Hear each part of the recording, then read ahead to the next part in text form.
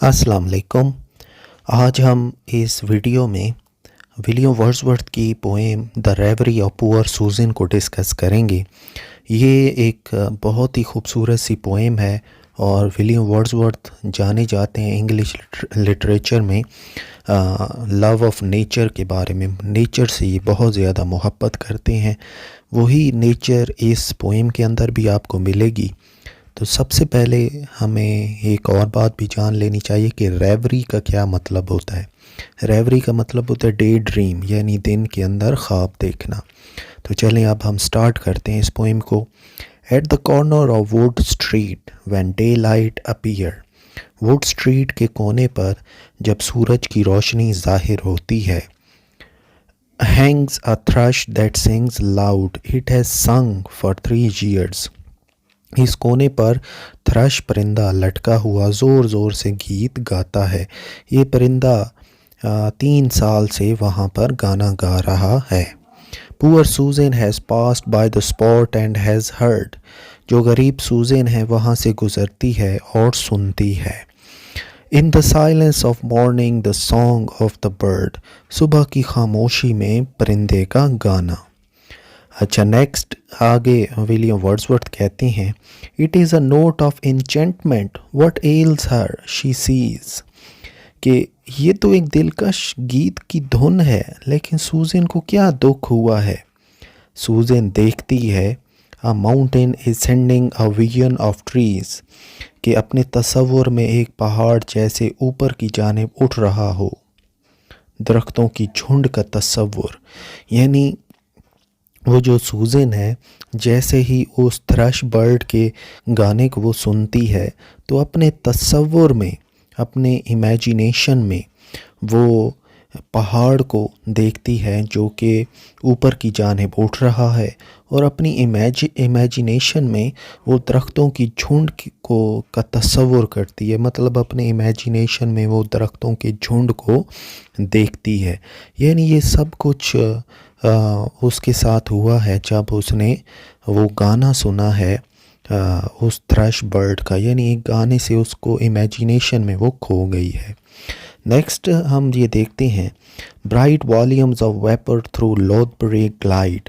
लोथबरी गली की ढलवान पर चमकदार धुंध के बादल गुजर रहे हैं। And a river flows on through the vale of Cheapside, या चीप साइड की वादी में से एक दरिया बहता हुआ गुजर रहा है। ये सब कुछ वो देख रही है अपने तसव्वुर में। Green pasture she views in the midst of dale. जब वो अपने तसव्वुर में वादी के बीच में हरी भरी चरागाहें देखती है। Down which she so often has tripped with her pail.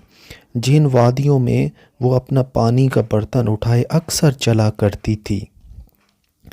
And a single small cottage a nest like a Dove. और एक तन्हा झोंपड़ी जो बिल्कुल फाख्ता के घोंसले की तरह है। The only one dwelling on earth that she loves. ये वो वाहिद घर है जिसे सूजन पूरी ज़मीन पर पसंद करती है।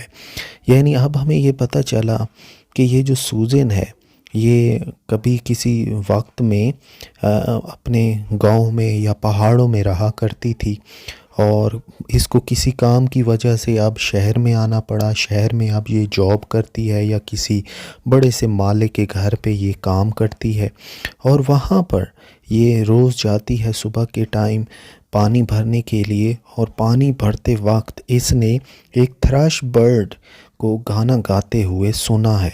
जैसे ही उसने ये गाना सुना है उसको वही घर याद आ गया है, वही वादियाँ याद आ गई हैं, वही पहाड़, वही चरागाहें याद आ गई हैं जहाँ पर ये पहले रहा करती थी।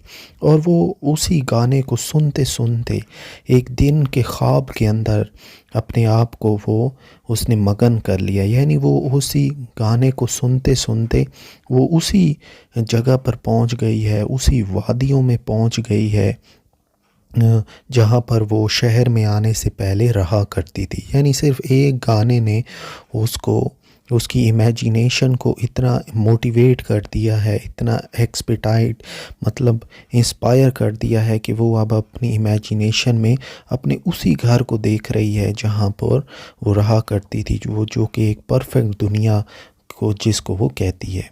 अब हम आगे देखते हैं।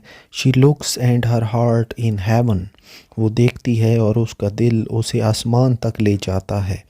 बट दे ऑल फेड, लेकिन वो सब नज़ारे जल्द ही अपना रंग मद्धम कर लेते हैं।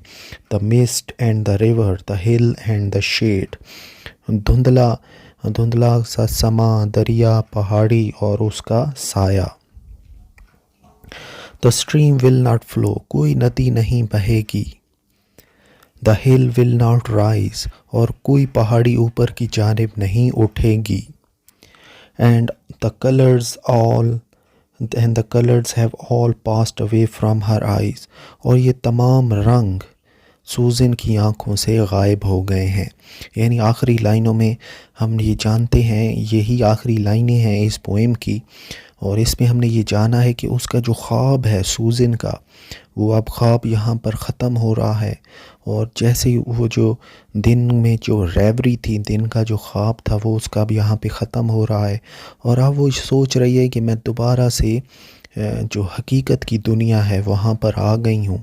और थोड़ी सी देर के लिए मैंने वो जो पहाड़ देखा था, वो जो दरिया देखा था, वो जो पहाड़ी देखी थी, उसका साया, नदी, सब कुछ जो मैंने अपनी इमेजिनेशन में देखा वो ख़त्म हो गया है।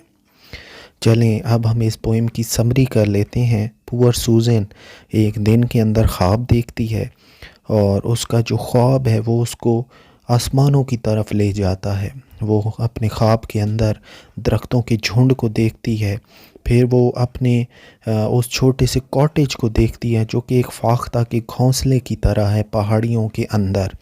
लेकिन आहिस्ता ही आहिस्ता उसका जो दिन का ख्वाब है वो टूटने लगता है, उसका जो विज़न है वो टूटने लगता है, और वो दोबारा से अपने आप को इसी दुनिया में पाती है।